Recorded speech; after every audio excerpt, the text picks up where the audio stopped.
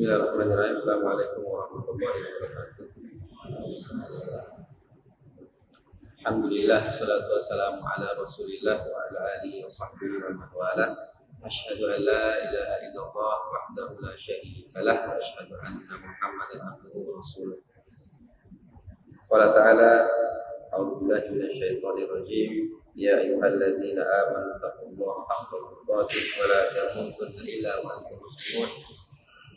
Qala Rasulullah sallallahu alaihi wa ala alihi wasallam, ittaqillaha haitsu ma kunta wa atbi sayyi'atal hasanata tamhuha wa khaliqin nasa bi khuluqin hasan.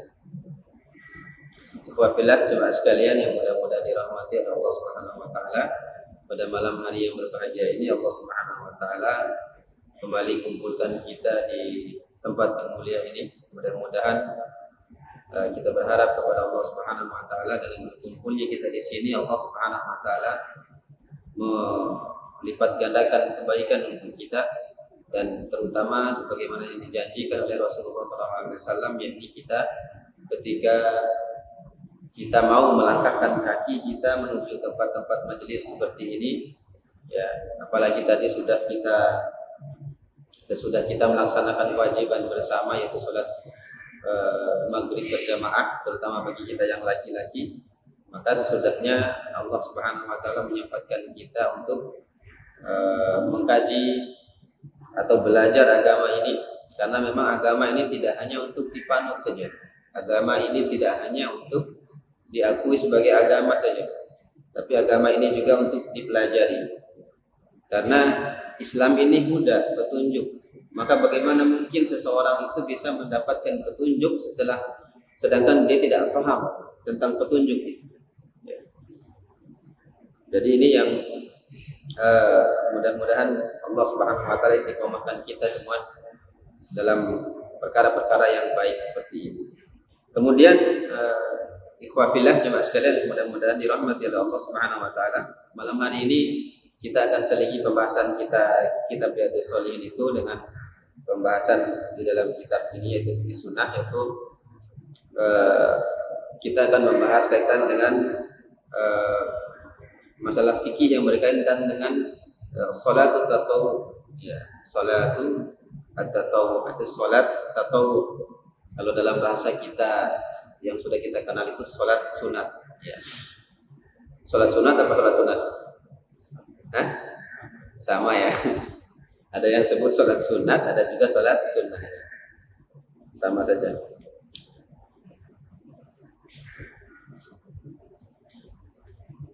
Jadi inti daripada salat tatawwu ini, ya wafilah jemaah sekalian, yakni dia salat selain daripada salat 5 waktu. Itu namanya salat tatawwu. Itu namanya salat tatawwu.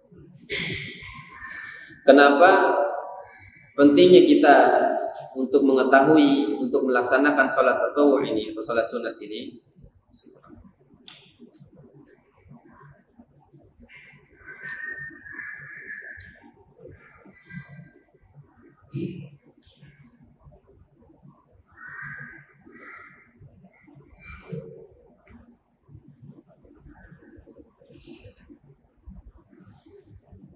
Sekali lagi, ya, kenapa kita penting untuk belajar dan melakukan salat tatawwu?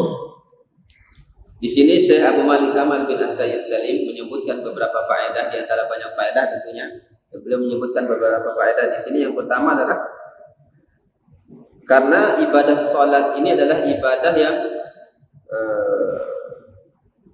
khairul a'mal, ibadah yang paling baik dalam pandangan Allah itu adalah salat. Ya. Sebagaimana sabda Rasulullah SAW, ya, beliau mengatakan istaqimu, kata Nabi SAW, istiqomahlah kalian, kata Nabi.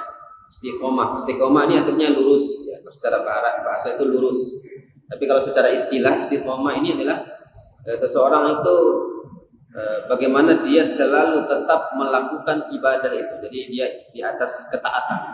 Umpama dia seorang yang sering melaksanakan sholat, maka dia istiqomah di atas sholat, jadi terus-menerus melaksanakan sholat. Atau istiqomah di atas infak, istiqomah di atas sedekah, dan seterusnya. Jadi secara umum Nabi perintahkan kita semua ini untuk istiqomah. Istaqimu, istiqomahlah kalian. Walan tuhsu. Jadi istilah istiqomahlah kalian di atas ibadah itu, walan tuhsu. Dan jangan kalian menghitung-hitung ibadah itu. Jadi ibadah kebaikan itu tidak perlu dihitung. Ya. Nabi melarang, tidak boleh kita hitung-hitung ibadah. Ya, hitung-hitung kebaikan. Ya. Tadi malam saya tahajud, catat dulu. Ya. Ya. Kemudian paginya sholat duha. Ya. Habis itu baca Quran, catat semua. Ya. Lama-lama kalau dicatat semua kebaikan itu bahaya juga. Ya. Saya selalu, ini sudah 1 tahun saya ini sholat 5 waktu di masjid. Sekali-sekali lah cuti 5 bulan umpamanya. Ya. Sholat di rumah saja. Kenapa? Karena selalu mengingat kebaikan itu tidak boleh. Ya. Saya sudah infak sekian ini.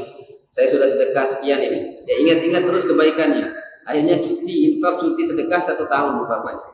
Karena merasa sudah banyak. Ya. Jadi seperti itu. Nabi melarang. Walan tuhsu. Jangan hitung-hitung amal. Jangan hitung-hitung kebaikan, kata Nabi sallallahu alaihi wasallam. Kalau dosa, iya, dosa boleh dihitung. Ya. Tujuannya agar kita bisa mengurangi dosa itu. Ya. Tapi kalau amal soleh jangan, dilarang oleh Rasulullah. Wa'malu, dan beramallah selalu, kata Nabi sallallahu alaihi wasallam, anna khairu a'mali as-shalah. Karena sesungguhnya amal yang paling baik yang kalian lakukan adalah salat. Ini diantara hadis. Ini syahid daripada hadis ini, yaitu pembahasan kita, yaitu kenapa pentingnya kita untuk sholat tatawwu atau sholat sunat ini. Karena sholat adalah salah satu amal kebaikan yang terbaik ya, yang kita lakukan. Kemudian diantara faedah yang lain antara sholat sunat ini adalah ar-rif'ah fil jannati bikathrati tatawwu. Ya. Ar-rif'ah, ar-raf'ah ya. Ketinggian di dalam surga itu, derajat kita di dalam surga itu adalah dengan perbanyak sholat sunat.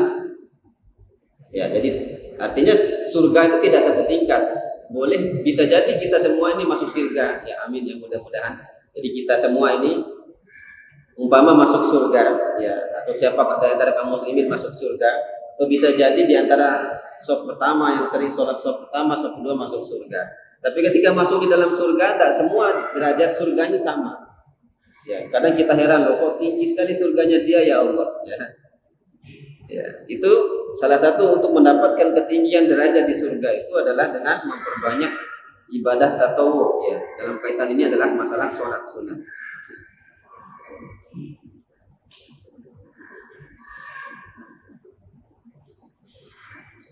Di dalam hadis Nabi Sallallahu Alaihi Wasallam mengatakan, an Rabi'ah bin Malik, dari Rabi'ah bin Malik Al-Aslami, dia mengatakan bahwasanya Nabi pernah menawarkan sesuatu kepada Rabi'ah ini. Sal ya Rabi'ah, mintalah ya Rabi'ah. Jadi Nabi menyuruh Rabi'ah untuk meminta. Ya. Kira-kira kalau kita diminta sama Nabi, apa yang kita minta? Minta dinar ya, minta dirham. Tapi Rabi'ah tidak. Ya, Rabi'ah dia meminta, ya. Beliau meminta satu derajat surga yang tinggi. Rabi'ah minta kepada Nabi sallallahu alaihi wasallam. Ya. Kemudian Nabi bertanya, "Au ghairi dzalik?" Apa ada lagi selain itu ya Rabi'ah? Ya, tanya Nabi. Ya. Tidak ada ya Rasulullah, itu saja. Jadi derajat yang tinggi di surga, kata Rabi'ah. Ya. Maka Nabi sallallahu alaihi wasallam mengatakan, ya, kepada Rabi'ah, ya, ketika Rabi'ah meminta dia mendapatkan derajat surga yang tinggi, Nabi SAW mengatakan, maka bantulah saya, fa'anni ala nafsik bikathratis sujud, maka bantulah saja untuk memperbanyak sujud. Memperbanyak sujud di sini tentu saja memperbanyak sholat, karena memang tidak disyariatkan sujud di luar sholat. Ya, kecuali sujud-sujud yang sudah umum, sujud sahwi, sujud tilawah, sujud syukur. Selain itu tidak ada sujud. Ya. Maka perbanyak sholat, kata Nabi sallallahu alaihi wasallam. Ya, bantu saya. Kamu bisa mendapatkan itu, tapi bantu saya, kata Nabi, untuk memperbanyak sholat.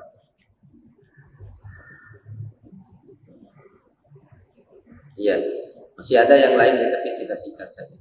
Kemudian kita masuk kepada pembahasan tentang aqsamus shalatut tatawwu. Ya, pembagian sholat tatawwu, pembagian sholat sunat. Ya. Secara umum sholat tatawwu atau sholat sunat ini bisa dibagi dua. Ada yang namanya tatawwu mutlak, salat sunat mutlak. Ada juga namanya tatawwu muqayyad.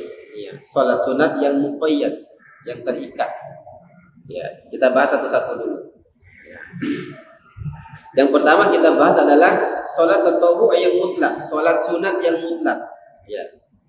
Apa maksudnya salat sunat yang mutlak ini? Ya.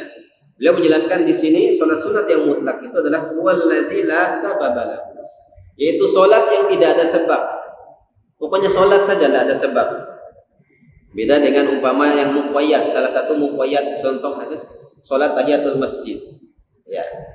Ini salat yang muqayyad, salat yang terikat. Orang masuk masjid disebabkan dia mau duduk di masjid. Makanya dia salat tahiyatul masjid. Maka tidak boleh dia salat tahiyatul masjid di rumah. Boleh enggak salat tahiyatul masjid di rumah? Salat tahiyatul rumah jadi ya. Maka sebabnya jelas. Tapi kalau yang mutlak ini tidak ada sebab, dia salat saja. Jadi la sababa lahu, tidak ada salat, tidak ada sebabnya. Wala hasara lahu, tidak ada batasannya juga.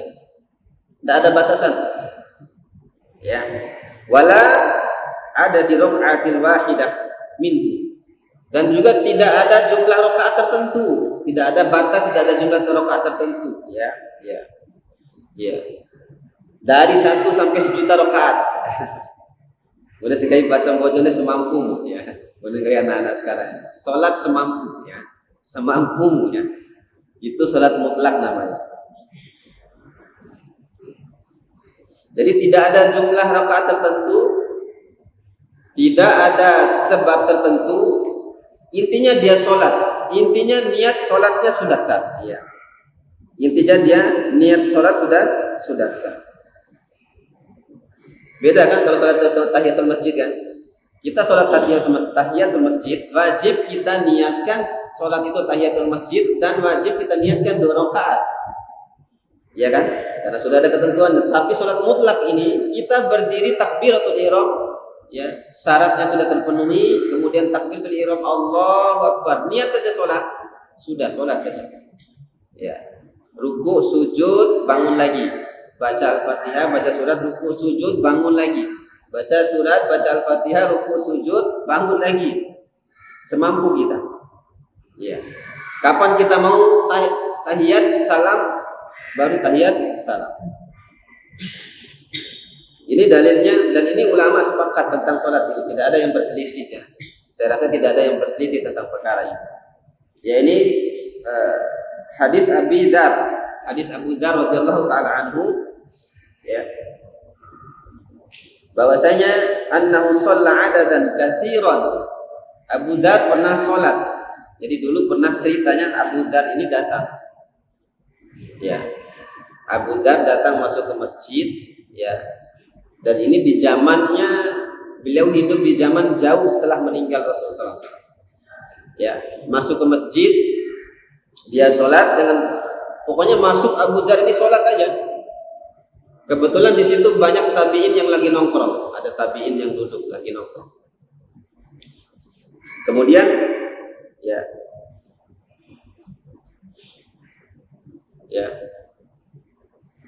Falamma sallama, kemudian setelah Abu Dzar ini salam, ya. Jadi tabi'in, salah satu tabi'in ini ada yang bernama Al-Ahnaf bin Qais. Ada seorang tabi'in yang bernama Al-Ahnaf bin Qais. Jadi semua ngobrol tabi'in ini, lihat sholatnya Abu Dzar ini kok aneh sholatnya gitu. Tidak ada batasan, dia naik turun saja sholatnya Abu Dzar. Akhirnya tabi'in ini bersepakat. Salah satunya adalah ada Ahnaf, dan Ahnaf ini seorang ulama juga, ulama dari kalangan tabi'in beliau ini. Ya, rahimahullah. Akhirnya para tabi'in di situ menunjuk Ahnaf, kamu yang lebih berilmu di antara kami, maka datangi orang itu untuk menasihati. Aneh saja sampai awal sih kan. Pokoknya naik turun saja sholatnya Abu Dzar ini. Akhirnya Ahnaf bin Qais datang, nunggu sampai salam. Duduk di sampingnya Abu Dzar, sholat, nunggu sampai salam. Ya, kemudian setelah itu Abu Dzar salam, ya, mengucapkan salam. Kemudian qala lahu Ahnaf bin Qais. Ahnaf bin Qais mengatakan kepada Abu Dzar, hal tadri in sarafta ala syaf'in aw ala watrin. Wahai fulan, kami lihat sholat kamu dari tadi itu aneh sekali. Ya. Apakah kamu tahu jumlah rakaat kamu sholat tadi? Ya, kami aja yang duduk bingung mau hitungnya. Saking banyaknya rakaat sholat. Ya. Apakah kamu ini sholatnya genap apa ganjil? Ya. Apa kamu sholat genap apa ganjil? Ya. Kemudian dijawab oleh Abu Dzar radhiyallahu taala anhu, illa akun adri fa inna Allah yadri. Ya, kalau saya tidak tahu, Allah lah yang tahu, kata Abu Dzar. Kalau saya tidak tahu, tidak bisa hitung rakaatnya, biar Allah yang menghitungnya. Allah Maha tahu, kata Abu Dzar. Ya. Ya. Kemudian Abu Dzar membaca hadis. Ini baru Ahnaf tahu bahwa ini sahabat, ini orang berilmu. Abu Dzar membaca hadis, inni sami'tu khalili Abul Qasim.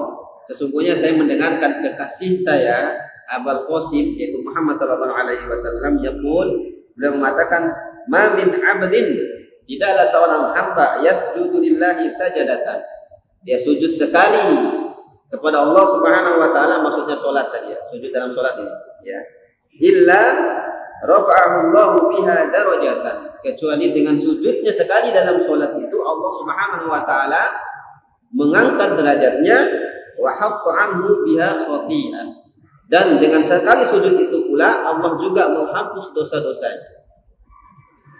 Ya. Ditanya oleh Ahnaf bin Qais, Anda ini siapa? Saya Abu Dzar. Menyesal dia datangis.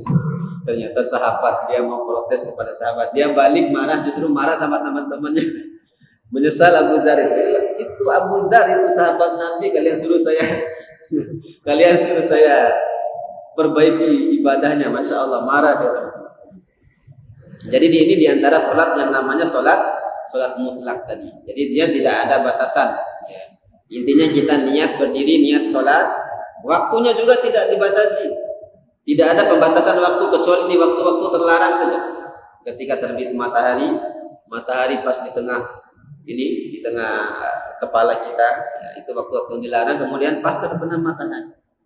Selain itu bebas jalur. Mau habis asar lah, mau ini maghrib isya, ya, antara maghrib dan isya, habis isya terus sampai subuh, ya, tidak ada batasan waktu, tidak ada batasan rakaat. Hanya saja andai kita meniatkan untuk melakukannya pada rakaat tertentu dengan jumlah rakaat tertentu, umpama kita sholat niatkan 2 rakaat boleh, tapi tetap niatnya mutlak sholat saja. Ya.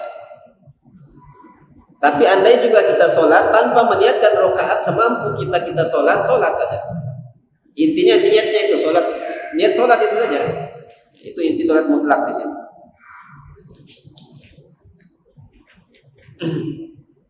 Nah, ini diantara sholat yang pertama, pembagian sholat ini. Yang pertama adalah as-sholat, yaitu yang mutlak, sholat yang mutlak. Kemudian sholat yang kedua adalah sholat sunat atau muqayyad, yang terikat. Nah, ini kebalikan dari yang tadi. Kalau yang pertama tadi bebas, ya, intinya dia niat sholat saja. Tapi yang kedua ini, ya, kebalikan dari tadi, yaitu sholat yang ada sebabnya, ada batasan-batasan rakaatnya, ada petunjuk dari Nabi Sallallahu Alaihi Wasallam, ya, dari dalil-dalil yang khusus yang menyebutkan tentang perkara ini. Ini namanya sholat muqayyad. Ya.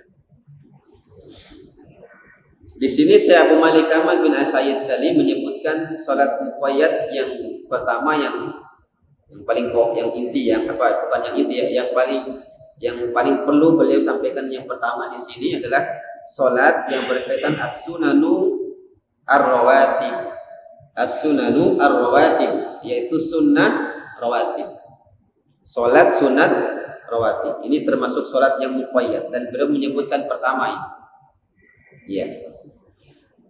Sholat sunat rawatib ini adalah wahiyas sunanut tabi'ah lil faraidil khams.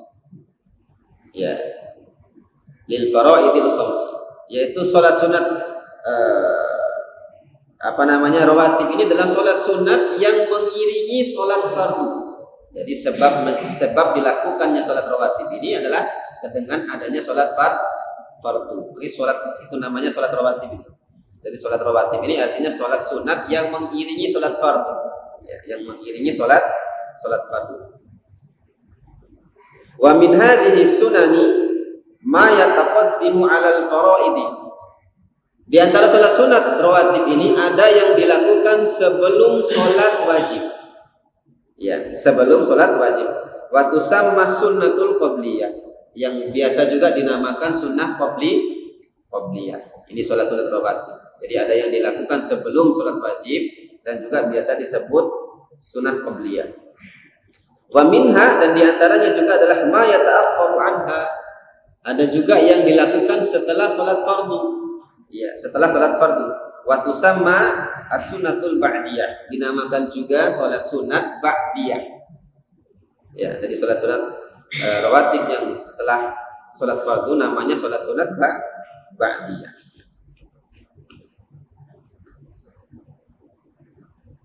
Nah, ikhwah fillah jemaah sekalian yang mudah-mudahan dirahmati Allah, sebelum kita bahas di sini kaitan dengan sholat sunat rawatib, ya, pada waktu-waktu sholat itu, di sini beliau menyebutkan faedahnya dulu. Di antara faedah sholat sunat rawatib ini adalah yang pertama adalah amma fil taqdim, ya. Adapun rawatib yang kita ditekankan untuk dilakukan sebelum sholat wajib atau sholat qabliyah tadi, tujuannya adalah agar jiwa kita ini terbebas dari kesibukan dunia. Ya, terbebas dari kesibukan dunia. Kan kita kan ya seperti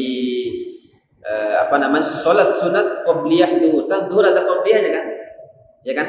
Sunnah kan ada qabliyah kan? Nah, zuhur ada qabliyah sunnah qabliyahnya. Nah, tujuannya karena kita kan dari pagi kan kerja. Pagi sampai tengah hari kan kerja biasanya. Cari nafkah, ada yang kerja, ada yang ngantor, ada yang jualan, ada yang dagang dan seterusnya. Nah, maka faedah hikmah daripada sunnah qabliyah ini adalah agar jiwa kita itu ketika kita mau masuk sholat fardu, jadi urusan dunia tadi bisa dihilangkan dengan sholat sunat tadi itu. Istilahnya pemanasan, ya, kalau senam, foreplay gitu ya, pemanasan. Ya, agar jiwa kita tuh bisa menjadi tenang. Sebab kalau sembah wajib lalu memang rawan dia. Allahu Akbar. Udah jatuh ngiri imam mama. Ngiri jauh sedikit kroma. Gitu ya. Ya, macam-macam lah, apa saja urusan kita. Ya, karena memang biasanya waktu-waktu itulah waktu-waktu sibukan urusan dunia. Ya. Waktu yang disibukkan dengan urusan dunia atau qabliyah subuh, 2 rakaat qabliyah subuh. Nah, itu kadang juga kan masih ngantuk, masih sarambau dan seterusnya kan. Ya, untuk menghilangkan ngantuk itu, ya salat qabliyah. Ya. Ini faedah yang qabliyah. Kemudian faedah yang ba'diyah yaitu salat fardu, salat sunat rawatib yang sesudah salat fardu adalah salah satu faedahnya adalah yaitu sebagai pelengkap, penyempurna sholat wajib. Sebagai penyempurna sholat wajib. Di sini ada hadis Nabi Shallallahu Alaihi Wasallam, ya, yang menjadikan bukti bahwasanya sholat rawatib yang kita kerjakan, terutama ba'diyah itu adalah sebagai penyempurna sholat wajib kita. Ternyata ada yang kurang juga sholat kita ini. Ya, Nabi mengatakan awwalu ma yuhasabun nasu bihi yaumal qiyamati min a'malihimus shalat. Di antara amal yang pertama yang dihisab oleh Allah Subhanahu wa taala nanti di akhirat adalah salat dari hamba-hamba Allah. Yaqulu rabbuna lil malaikah. Kemudian Allah Subhanahu wa taala berkata kepada malaikat, wa huwa a'lam. Padahal Allah lebih tahu daripada malaikat. Unduru fi salati abdi. Lihatlah, periksa salat hambaku, kata Allah. Jadi malaikat disuruh oleh Allah periksa salat kita nanti di akhirat. Nah, ketika diperiksa, ya, unduru fi salati abdi atammaha am naqasaha. Apakah salat wajibnya itu sempurna apa kurang? Tanya dong. Salat wajibnya ini sempurna apa kurang? Fa in kanat tamah kutiba lahu tamah. Kalau sholat wajibnya sempurna daripada rukun-rukunnya, sempurna dari syarat-syaratnya, sempurna dari wajib-wajibnya, sempurna dari sunnah-sunnahnya, ya khusyuk dia, ya, berarti pikiran tidak kemana-mana ketika sholat, dia dapat nilai yang sempurna dalam sholat itu, maka kutiba lahu tamah. Catat dia seorang yang beramal dengan sempurna, kata Allah. Kemudian kata Allah selanjutnya, wa in kana intaqasa minha syai'an. Tapi sebaliknya kalau sholat wajibnya itu kurang, kata Allah, unduru hal li abdi bin tatawu. Maka periksalah apa hambaku itu punya sholat sunat apa tidak. Ini kalau kurang. Kalau kurang, Allah perintah periksa sholatnya itu. Apakah ada sholat sunat atau tidak? Ya. Apakah ada sholat sunat atau tidak? Ya. Fa in kana lahu tatawu, ya, kalau dia punya sholat sunat, atimmu li 'abdi fariidatuhu min tatawwu'ihi, ya, maka sempurnakan sholat wajibnya yang kurang tadi dengan sholat sunatnya. Ya, summa tuqfadul a'malu ala dzalik. Kemudian semua amal dilakukan seperti. Nah, ini salah satu hikmah. Makanya kita jangan jangan menyepelekan yang namanya sholat rawatib ini. Ya, jangan sampai menyepelekan ya sholat rawatib ini. Karena dia sebagai tadi, ya, sebagai yang kalau sholat yang awal itu dia sebagai agar jiwa ini bisa hilang, sedikit mengurangi urusan dunia, kesibukan kita selain kepada Allah Subhanahu wa taala, yang pertama. Kemudian yang kedua adalah setelahnya ba'diyahnya agar kita bisa sempurna, mendapatkan nilai sempurna dalam sholat wajib kita. Ya, disebabkan sholat sunat. Makanya kadang-kadang juga kan Pak Maghrib Isya, ya, doa oleh Pak Lone, Pak Hari, Pak cerita hari-hari. Ya, kadang di dalam sholat itu kalau ingat lagi ketawa tadi mau ketawa juga. Ya, kadang dia juga. Makanya yang tuh untuk menghilangkan itu sholat sunat dulu. Ya, untuk menghilangkan apa-apa yang kita ingatkan.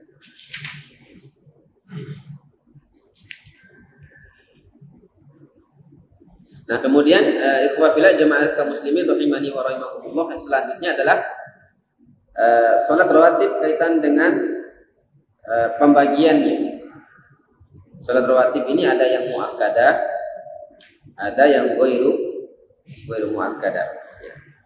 Jadi ada yang muakkadah, ada yang ghairu muakkadah. Yang muakkadah ini artinya yang sangat-sangat dianjurkan, yang sangat-sangat ditekankan untuk dilakukan. Ini yang muakkadah. Sedangkan ghairu muakkadah itu Nabi perintahkan tapi tidak terlalu dianjurkan. Ya. Yang ghairu muakkadah. Kemudian yang muakkadah, sholat sunat yang muakkadah ini beda pendapat ulama. Sebagian mengatakan ada yang 10. Ini pendapat madhab Syafi'i dan madhab Hambali. Ya, madhab Syafi'i dan madhab Hambali mengatakan 10 rakaat. Sedangkan madhab Hanafi mengatakan 12 rakaat. Masing-masing punya dalil. Kalau madhab Syafi'i dan madhab Hambali mengatakan 10 rakaat berdasarkan hadis Aisyah radhiyallahu taala anha, bukan hadis Ibnu Umar radhiyallahu taala anhu. Ya, madhab Syafi'i dan madhab Hambali mengatakan 10 rakaat berlandaskan hadis Ibnu Umar. Yaitu Ibnu Umar radhiyallahu taala anhu mengatakan, hafidtu 'anil Nabi sallallahu alaihi wasallam. Saya menghafal salat rawatibnya Nabi sallallahu alaihi wasallam 10 rakaat, kata beliau. Hadis Ibnu 10 rakaat. Kemudian beliau menjelaskan, rakaataini qabla dhuhri, 2 rakaat sebelum zuhur. Wa rakaataini ba'daha, 2 rakaat setelah zuhur. Wa raka'ataini ba'dal maghrib, 2 rakaat sesudah maghrib. Wa raka'ataini ba'dal isya, 2 rakaat sesudah isya. Wa raka'ataini qabla sholati subhi, 2 rakaat sebelum salat subuh. Jadi berapa?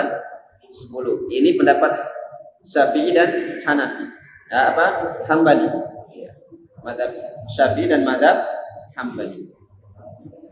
Kemudian mazhab Hanafi yang berpendapat 12 sama sebetulnya. Perbedaannya pada sholat qobliyah zuhur. Kalau mazhab Hanafi mengatakan qobliyah zuhur itu 4 rakaat. Ya, berdasarkan hadis Aisyah radhiyallahu taala anha. Ya. Aisyah mengatakan kana Nabi sallallahu alaihi wasallam la yada. Sesungguhnya Nabi Muhammad sallallahu alaihi wasallam la yada, tidak pernah meninggalkan arba'an qabla zuhri, yaitu salat 4 rakaat sebelum zuhur. Jadi yang diambil oleh mazhab Hanafi tadi yang 12 itu ditambah 4 rakaat sebelum zuhur.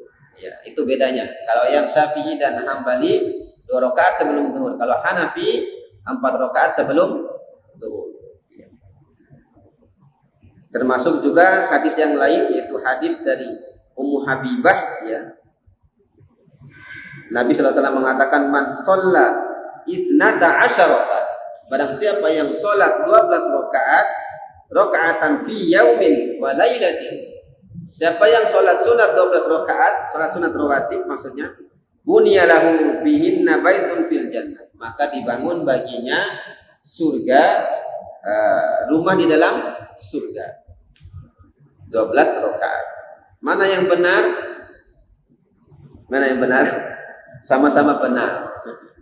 Sama-sama benar. Hadis Ibnu Umar tegas 10. Hadis Aisyah juga tegas 14. Kalau kita lapang waktu kita melakukannya untuk 12 ini, yaitu yang 4 rakaat sebelum zuhur, afdol.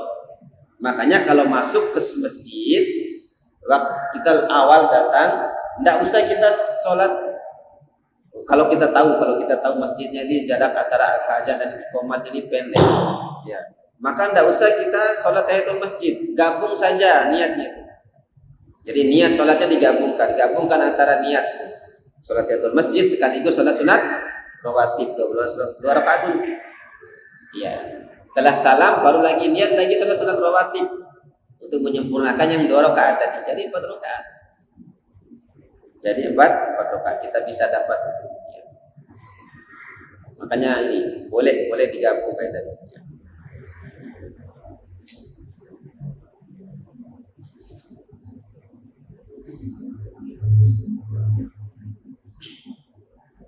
Kemudian jemaah sekalian yang mudah-mudahan dirahmati oleh Allah Subhanahu wa taala. Selanjutnya adalah beliau di sini menyebutkan urutan daripada salat sunat rawatib tadi. Ya, urutan daripada salat sunat rawatib. Di sini beliau langsung menyebutkan yang muakkadah dan ghairu muakkadah sekaligus, ya. Yang muakkadah dan ghairu muakkadah. Yang pertama adalah sunnatul fajri. Salat sunat fajar. Salat sunat fajar. Salat sunat fajar ini adalah salat qobliyah subuh. Ya, banyak juga orang yang tidak bisa bedakan. Saya di pengajian di Puruga dulu ya, kampung Puruga ya. Saya jelaskan keutamaan salat sunat fajar. Ibu-ibu ada yang tanya, ya, sama atau kah itu dong kayak Ustaz nalai si salat sunat fajar dan qobliyah subuh ya. Ya, menurut mereka itu, menurut pemahaman mereka, salat sunat fajar itu dilakukan sebelum azan. Nah, waktu azan itu salat fajar. Sesudah azan baru 2 rakaat lagi qobliyah subuh. Yang benar adalah sama, ngarang pohon beda deh. Ya, begitu saya pernah juga di ibu-ibu ya, ibu-ibu di Sewawo ya, Sewawo dulu sudah lama sekali. Ya, beliau tanya ini juga masalah ini. Beda enggak salat fajar dengan qobliyah subuh? Ya, yang benar adalah tidak beda. Ya, salat sunat fajar itu ya qobliyah subuh, namanya saja yang beda, tapi salatnya sama. Ya.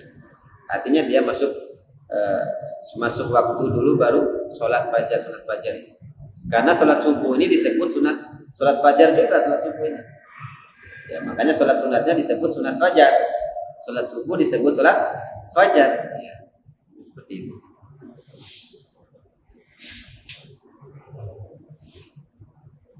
Sholat sunat fajar ini diantara sholat sunat yang muakkadah. Makanya beliau yang paling dianjurkan. Makanya beliau menyebutkan di sini di awal sholat sunat fajar ini atau sholat sunat qobliyah subuh ini. Di sini sebagaimana hadis Aisyah, ya. Aisyah mengatakan, qalat, dia berkata, lam yakulin Nabi sallallahu alaihi wasallam ala syai'in minan nawafil asyaddu minhu. Tidak pernah Nabi sallallahu alaihi wasallam melakukan sholat sunat yang sangat-sangat Beliau istiqomah di atasnya, beliau sangat-sangat serius melakukannya, selalu melakukannya adalah sholat sunat fajar atau 2 rakaat sebelum subuh. Ya,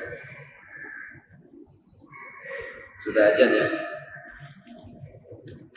Kita lanjutkan nanti, ya, kita akan bahas ya pada pertemuan yang selanjutnya sholat sunat fajar ini, sholat sunat tatawuf yang muakkad. Kita cukupkan sekian karena waktu sudah masuk waktu Isya. Kita tutup majelis kita. Ya, insyaallah pada pembahasan selanjutnya kita akan lanjut lagi pembahasan ini. Aqulu qouli hadza astaghfirullaha li wa lakum subhanakallahumma wa bihamdika asyhadu an la ilaha illa anta astaghfiruka wa atubu ilaik. Assalamualaikum warahmatullahi wabarakatuh.